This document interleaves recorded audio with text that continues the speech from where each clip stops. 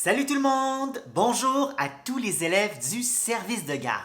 J'espère que vous allez super, vraiment bien, que vous passez vraiment une merveilleuse journée pour la journée spéciale de la mini-maison de la culture au service de garde, parce qu'aujourd'hui, comme vous le savez, c'est une journée complètement BD, bande dessinée. Je m'appelle Dominique, je suis un bibliothécaire scolaire et je suis là cet après-midi pour te lancer un défi de création.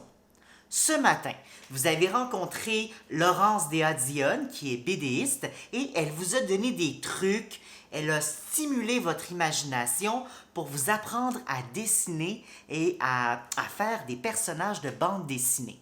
Cet après-midi, c'est vous qui allez vous transformer en BDiste, parce que c'est vous qui allez dessiner une bande dessinée.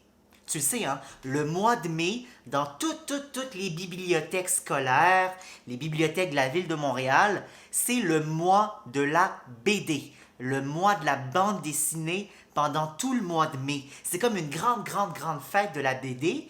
Et là, le défi que je te donne pour cet après-midi dans ton service de garde, écoute bien, je vais vous demander, tous les amis de ton groupe de service de garde ensemble, d'essayer de faire la plus longue, mais la plus la plus longue BD du monde. Ça, il faut que ça soit vraiment le plus long du monde entier. Et pour ce faire, chaque ami, en respectant la bulle à cause de la COVID, chaque ami, vous allez faire la plus longue BD du monde et après ça, vous allez pouvoir aller dans les corridors de votre école pour les afficher et puis les coller sur les murs des corridors avec de la gommette pour faire la plus longue BD du monde dans tout le corridor et tous les corridors de votre école.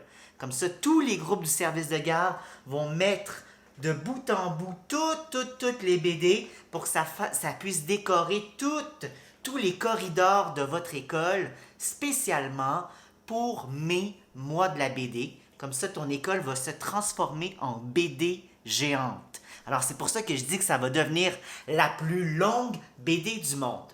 Voici comment faire. Le matériel dont tu vas avoir de besoin. Tu vas avoir besoin de 6 pour les amis du préscolaire et du premier cycle. Vous allez avoir besoin de 6 grands bouts de papier brun ou blanc. Les rouleaux de papier brun vont être découpés en 6 morceaux par ami. Donc, tu vas avoir 6 cases. Hein? Quand tu fais de la BD, chaque carré, ici, ça représente une case de BD.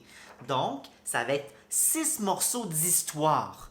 Tu vas devoir créer 6 morceaux d'histoire et tu vas pouvoir dessiner dans tes carrés de papier tes personnages de BD et tu peux même les faire parler. Hein. Si tu veux et que tu as commencé à apprendre à écrire en première année, deuxième année ou même en maternelle, tu peux faire parler tes personnages. Comment? Super facile. Tu vas dessiner des bulles. Ça ici, on appelle ça une bulle et tu peux écrire des mots dedans, des phrases et ça va faire parler tes personnages. Tu les mets juste au-dessus de la tête du personnage comme ça. Comme si moi j'étais un personnage, je te dirais bonjour. Alors tu peux faire parler tes personnages dans la bulle.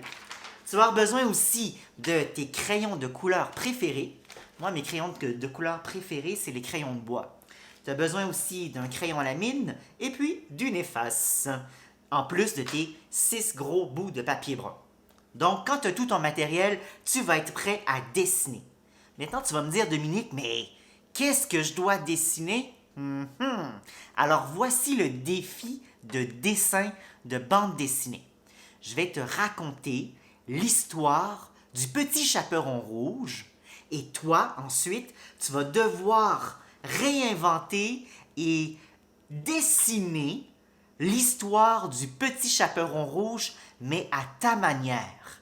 Et le défi, c'est de mettre le plus de personnages possible, avec le plus de couleurs possible, avec le plus de détails possible, pour que ce soit vraiment la plus belle bande dessinée du monde entier, mais surtout la plus longue bande dessinée du monde entier quand tu vas la coller avec celle de tous tes amis dans le corridor.